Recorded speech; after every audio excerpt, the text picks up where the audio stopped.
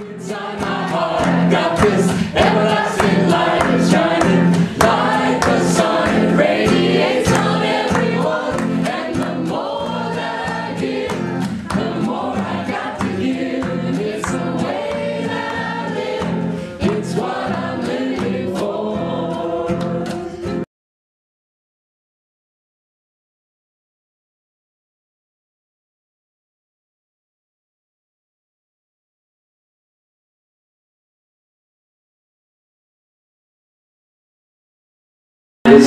So here we are in the Science of Mind and Spirit Center for Spiritual Living, Kauai, and where we remember each week that we are magnificent and that we know we are magnificent because of who and what we are, which is the power and light and energy of God expressing perfectly through us in whichever way we choose for it to express. We're given the gift of choice in every moment, and especially the gift of choice of how to use our thoughts, how to use our mind, how to use this beautiful creative process that we've been given in this law that we've been given that says yes to us no matter what. So that's what we come here to remember every single week, and I know we're remembering it, and I can see by looking at your beautiful, bright faces that this is just amazing. It's an amazing community, and I'm always very happy to be here every Sunday. Every Sunday. God is my source, God is my power, God gives me everything I need. So I give thanks for all my blessings. God gives me everything I need. God is my source, God is my power, God gives me everything I need. So I give thanks for all my blessings. God gives me everything I need. Love is my source. Love is my power. Love gives me everything I need. So I give thanks for all my blessings. God gives me everything I need. Joy is my source. Joy is my power. Joy gives me everything I need. So I give thanks for all my blessings. Joy gives me everything I need. Peace is my source. Peace is my power. Peace gives me everything I need. So I give thanks for all my blessings. Peace gives me everything I need. We're back to God. God is my source. God is my power. God gives me everything I need. So I give thanks for all my blessings. God gives me everything I need. God is my source. God is my power. God gives me everything I need. So I give thanks for all my blessings. God gives me everything I need. So what I know for us is with eyes open, and I suppose it doesn't really matter because spirit is always open, that we've come here on purpose, that we've come here absolutely with that deep breath of God itself, of good itself, to say, yes, I'm here, I showed up. And not for me, but for yourselves and for all of us as a community. We have come together, and it doesn't matter. We know that Jivan is right here with us as well. That is how powerful we are as a community. That's how powerful we are, just as because of who and what we are. And it backs us at all times, in anything, for everything. Through the laughter, through the tears, through whatever. But on the other side and through it is always that presence, that thing called good, that never ever lets us down. It is always there, and we get to count on it. We get to depend on it. And most of all, we get to rely on it. So as a community together with such gratitude, we say, and so it is. So we have a community reading that we switch up every week, and this week please join with me. The substance of spirit is my daily supply.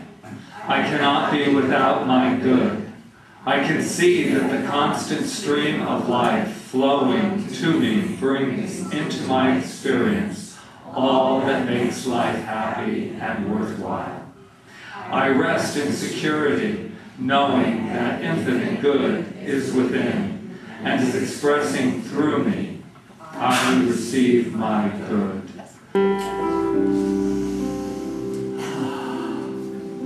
You are the face of God. I hold you in my heart. You are a part of me. You are the face of God. That's the whole song. You are the face of God. I hold you in my heart. You are a part of me.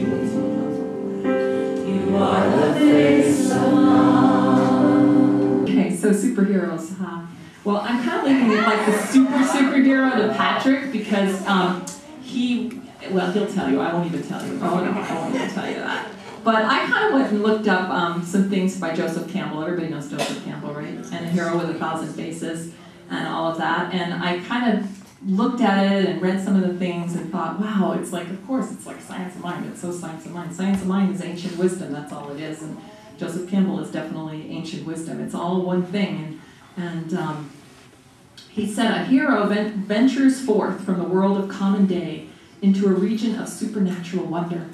Fabulous forces are there encountered, and a decisive victory is won. So that's the journey that we're all on. A hero or heroine. Please forgive me if I use the word hero, but I don't want to have to keep going hero, heroine, so I'll just use it. You'll just have to forgive me. I'm taking liberty right now. What? The hero took heroine? A hero ventures forth from the world of common day into a region of supernatural wonder. Fabulous forces are there encountered, and a decisive victory is won. So Ernest Holmes wrote, in studying the order of man's evolution, it seems certain that it was necessary from the time that he was brought to a point of self-choice that he be left alone to discover his true nature.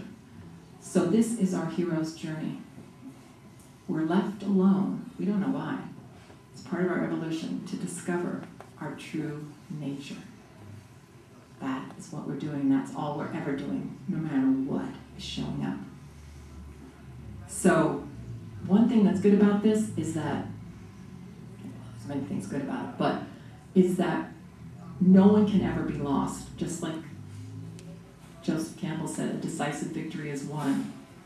We're all going home. We're already home. We're just realizing it. And we don't have to wait until some eternal day when we pass from this plane of existence to realize this. We can realize it right now. Ernest Holmes says, I love this because there's a chapter on immortality, and he says, it's not that man will become immortal. Man is immortal right now. Man is immortal right now. I know, I'm going to be doing it through the whole talk. So how do we do it? How do we remember who we are? Well, the hero on his journey has to sacrifice something. That's one of the things in the hero's journey. Got to sacrifice something. Now, I used to think sacrifice meant, we got to sacrifice our money, or we got to sacrifice our time, or we got to sacrifice whatever. Sacrifice always seemed like something negative. But sacrifice is something very powerful. Sacrifice is sacrificing our small self and all our small thoughts and all the things that stand in the way of us knowing who we are, whatever those are. That is what we have to sacrifice. It's about giving up the three-dimensional world and all that we see in front of us as our reality, and knowing that it's an experience and knowing beyond that is something greater as we dip into our fourth dimensional world, our intuitive self, So we have to sacrifice the finite world. It doesn't mean we don't get to live in it. We do get to live in it, but we get to live in it with a greater splendor and a greater understanding because we see beyond it to the infinite. We see beyond it to our power in it and what our part in it and the idea that we're co-creators. So that's the self-sacrifice. And the hero's journey during a story, Joseph Campbell says, is a path from the ego, the self, that's what we're sacrificing, our small self, to a new identity, which has grown to include the experiences of the story, and finally to the return to the ordinary, but now expanded world. So we return to the finite world, but we were expanded. So we see everything differently. Remember that quote by, I think it's Oliver Wendell Holmes, once the mind wants to expand, and I think Einstein said the same type of thing. Mind once expanded can never return to its original size. So once you've let go and surrendered yourself to the infinite and are seeing life through infinite eyes, then it's never going to look the same again. You've returned to the same world, but it looks totally different. And then there's villains. There's always villains, right? On every hero's journey, there's got to be a Darth Vader or somebody that's a villain that's, an experience or whatever. So, but villains, they're nothing but an aspect of ourselves that needs to be brought to light and healed. There's no villain or circumstance that we can't overcome. And we're a choice in every moment to look at our villains and to see them with those expanded eyes and to take the lesson from them instead of keep going back and blaming them and for our problems and whether they're villains from our childhood or wherever, to go back and forgive and to see with our expanded eyes, since we've self-sacrificed, that even a villain can be an ally. Not that we're not saying what they did or whatever they're doing is correct or that it's right, but we're looking for the good of what has it helped us to realize, what has it helped us to bring forth in ourselves, to become and to remember who we are. And then there's there's mentors. I love mentors. Okay, so there's mentors. We haven't been left alone. First of all, the biggest mentor we have is the law of cause and effect, which is, going to say yes to us no matter what. But we always have those little reminders, our intuition, right? We have mentors. They're talking about, Joseph Campbell might be talking about in the story, mentors like, the little old lady and the little old man. Nothing against the little old lady and the little old man. I'm getting to be one myself. But that's the wise, the Jiminy Cricket that tells the hero what he should do next and all that kind of stuff. Well, that's just an aspect of ourselves. So we've been given intuition. We have it. It's this innate part of us that knows exactly what we need to do in every moment, and we just need to tune into it as we expand into the infinite and realize that we're on this journey and that we can't fail. So how many times do we not like those maybe intuitive things? We sometimes deny them, right? I know I've done that sometimes, like, don't go that way, Rita, and then you go anyway, and then you're in a traffic jam for 3 hours. And that's just the small of it. But that's just it on a small scale. But you know what I'm saying. You hear the voice that says, do this, don't do that, and then you don't listen. But it's there for us to listen to. It's there to intuit through us. It's not something outside of ourselves. It's the infinite part of ourselves, the guide, the mentor within us. And then there's the threshold guardian. I love this one. The threshold guardian is the one that stands at the gateway, and the hero has to flow through that to change and to be able to change and grow. There's something standing at the gateway before he makes the leap into it. So what are these things? What could be threshold guardians? I thought things like judgment, self-sabotage, stuff like that you do to yourself, that doesn't allow you to go through into that inward journey and really know who you are, because you're doing things like making judgments on yourself, making judgments on other people, anything like that has to be let go of can be a threshold guardian. It's standing there, and you got to walk through it and say no to it and say, no, I don't think that way anymore. Now I think this way about myself. I'm a hero. I'm the presence of God. And then the herald. This is kind of in the beginning of, the herald happens anywhere in the journey. It's just like that part of yourself, that divine urge that Marco had to create this project and to get it out in the world. That's his herald. That's his saying to him, I want to be bigger. I want to express God in a bigger way. That's the herald. So who's your herald? Do you have a herald? I'm sure you do. And then the shapeshifter. The shapeshifter. The shapeshifter. The world of conditions is the shapeshifter. It's constantly changing. And if we live our lives in the finite and keep looking at the world of conditions and thinking that's our reality, and then we start creating from it, and it's constantly changing and it's shape-shifting, but it's not really, it's challenging our beliefs, all of that. But it's not the real thing. It's the experience, but we're the real thing, and we're first cause, and we're the ones that get to decide how we're going to react to that, and whether we're going to want to experience that or create more of it or not create more of it. We're in charge. So those are some of the things I found in there, and I thought that were so good. And I just thought, well, wherever we are in our journey, we can go inward and think about these different aspects of ourselves and work with them. And just know that we're left alone to discover ourselves. But in any moment, we can say it's done. We know who we are, and we can live right here and right now from that place. We don't have to wait for some future date, and it doesn't matter what we're experiencing or what doesn't seem right now or any of that. We can live right now in that place. And I wrote this little phrase, and I just want to read it. Once upon a time, there was a hero or heroine named, put your own name in there, and here she was left alone to discover herself. It was so because she was free. She was given the gift of choice and the law to heed her every command. The journey home began.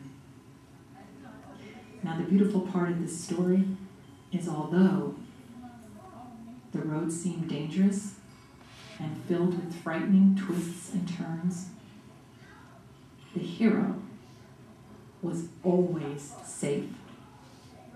Was always safe, no matter what. The hero was always loved, no matter what. And the hero, which is each one of you, was always home. I love you, and namaste.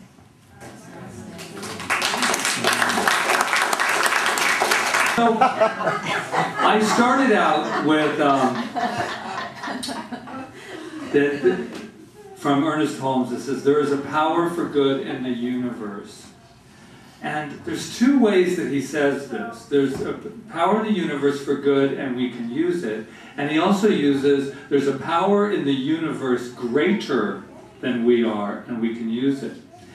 Now, I have to debate both of them for just a moment, because when I hear greater than I am, it's different because it kind of separates me. And I know that that is not what Ernest Holmes means by this. What that means, and I was telling Rita this week, that's kind of a good thing, that there's something greater than in the whole expression, because if it had to work on my finite mind during the world of conditions, we might have a tendency to have limitations. But what I know for all of us is that we are these super beings. And if you've been around me long enough, you know that that is something I totally believe in.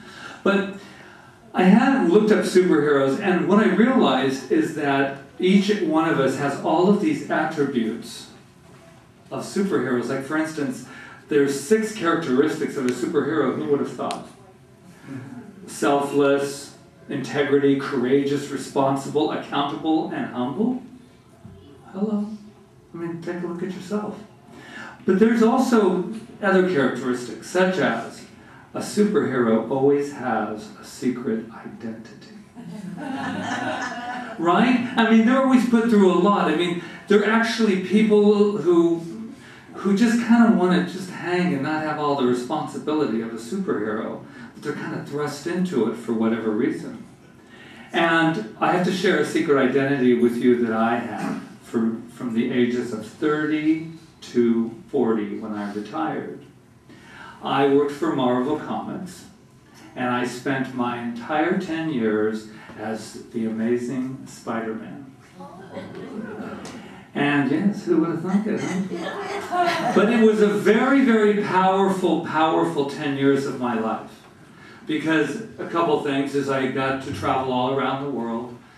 And I remember when I auditioned for it, I was the actor and I auditioned for Captain America.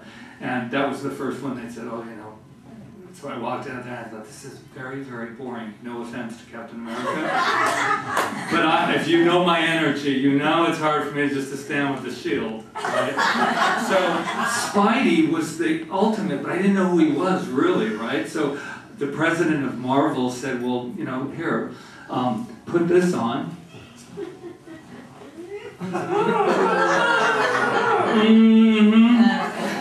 And put that on at 30, baby. Retired at 40, need I say more? But all I know is that this became an identity for me for 10 years. And what I mean by that is you have to understand, when this was put on, rather tightly, mind you, I could run into audiences of thousands. And they would cheer, and they would go crazy. And when I would walk out after a time with them as Patrick, nobody applauded. And so I realized that that was the superhero, not me. And I remember I did a program for 3 years for child abuse prevention. And Spidey, his job was to go around, I mean, literally the world. I mean, it was an amazing job. But go to these schools of hundreds and hundreds of kids and talk to them about child abuse. And that was things as physical abuse, verbal, and I remember he started out, he was different. Spidey would always start out with sticks and stones might hurt my bones, but names will never hurt me. And I would say, how many of you believe that's true? And they would all raise their hand. And I would say, no, names can hurt as hard as if we used our fist or anything else. And so the point of the story too is that he was told also that before he was Spidey, he had been sexually abused. And he shares this with everywhere he goes. And gasp, I remember the first time I said it, I went, and I know what it's like because before I was a superhero, I went through sexual abuse. Somebody touched me that I did not ask to be touched. And you could hear a pin drop. And I remember the power that was inside of me, and when I was done, and I would hang this up and move along, then everyone would say, oh my God, when you come to New Mexico, we have to, hire more social workers because everyone is feeling the courage to come forth because a superhero did. And he was and it happened before he was Spider-Man. It happened to him when he was younger. So they really related, and some of the things that they used to say to me was amazing. They would say, you turned out real good, Spidey. Thank you, and the things. And there's a story about identity that I always want to share, and I should write a book called Behind the Mask, because it was 10 years of just an amazing, especially that program. And I remember the day that I used to think, well, I'm really nothing without Spidey because Spidey's really the one that gets the attention, right? I mean, it's really this. And then I realized that this doesn't have a lot of power. It's like just a suit, and it's really what's going on inside of that. And the thing that was going on inside of Patrick that was delivering that message was really the superhero. That really could go to that level of just expressing itself and allowing people to say that you have the courage you have the courage to be treated like a superhero. And I remember the day that, just so you know, when you put it on, it's one thing. So then you have to zip the back, and usually you have, and then you're like this by the time you're, and it was interesting, I had it off, and I just had the little thing, and I was sitting there like this, during a break, and a little boy walked in. And I just went, oh my God, there was no time to do my mask. And I was sitting there, and this little boy's coming up to me. He must have been able to get out, and he says, comes down, he sits like in the chair next to me, and he goes, Spidey, I just want to say thank you. You are so courageous. And you've helped me, myself and a lot of my friends. He was like 10. But what blew me away was when he walked out, I realized I didn't have my mask. So it was me. It was me who he had seen the entire time. It was me who he had been okay with being able to say, you're a superhero, so this didn't matter to him. Now, mind you, the Marvel Comics, I didn't appear too many times without my suit. But what I do realize is that I learned a lot about identity. And that superhero is who we are. And it is the very beyond even our flesh. We are super spirits. We started that way. We will always be spirits. We are always wonderful, wonderful superheroes. And I really, really connected to that because that was an important day of my life when I realized that we put on a lot of costumes because we don't want you to see sometimes who we really are. And it takes a responsibility. We'll always be super beings. We'll always be spiritual, super spiritual beings. But it's a choice to become a hero. It really is. And though it's very important in our world of superheroes to have costumes, it's important also to allow people, to allow our world to see us who we truly are. And that is magnificent. Magnificent at all times. So my message today, God, just to look at this, and this is, by the way, the authentic. And so what this is that my identity after that, I don't need that. Because the superhero that I always was, I always will be, is right here where I am. And what I know is that superhero that each and every one of you are here all the time. And you have very pretty costumes, by the way. And I love your costumes. But I also see you without those. I see your true, authentic self. And I'm going to end on one of these wonderful little quotes that I never even used this. So, actually, I'm going to end on another note about the superpower that we are. And about that whole idea of there's a power for good in the universe and we get to use it. That's more than a quote. That's what makes us superheroes, is that we have the power of the universe. Listen to what that says. I have the power of the universe, and I get to use it. I get to use it. So I suggest that we all remember that in any time that we need our power back. If it feels as though kryptonite might have snuck in there and made us a little weaker than we want it to be, that just remember that you are truly superheroes. Namaste.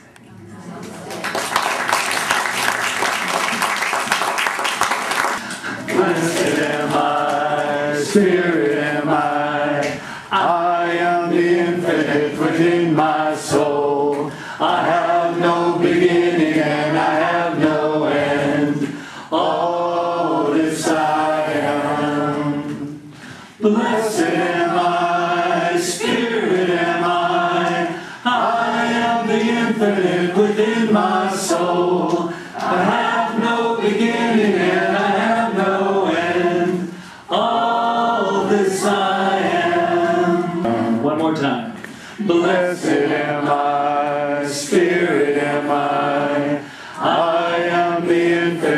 within my soul. I have no beginning and I have no end. All this I am. He knows that he is a superhero, that he can do anything, but he also made up a superhero, like if he could make one up, who he would be, like that kind, because Batman was his favorite superhero. So you want to tell him about Notch?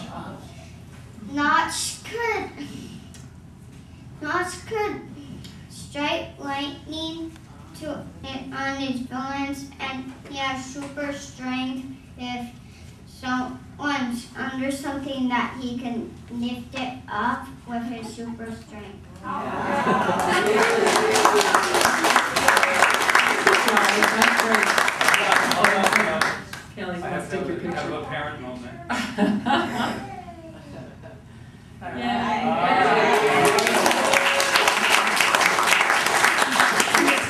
The biggest thing he wanted to do was save the world. He wanted to save people. I thought that was beautiful. Yeah.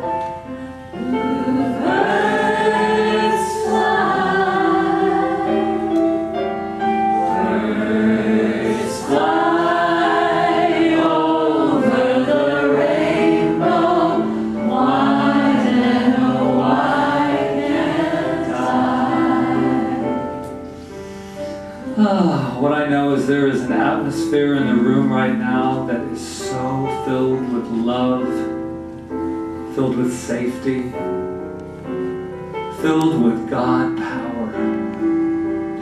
So I know that we have called all superheroes right here in this room to remember and to not fight, but to know the truth. I know that we take this power out into the world from this place of absolute knowing that each and every one of us is that God source, and that all of our desires and dreams do come true. So what I know is that I'm so blessed and I'm so grateful as together as a community we release our word as the law and say, and so it is. Little blue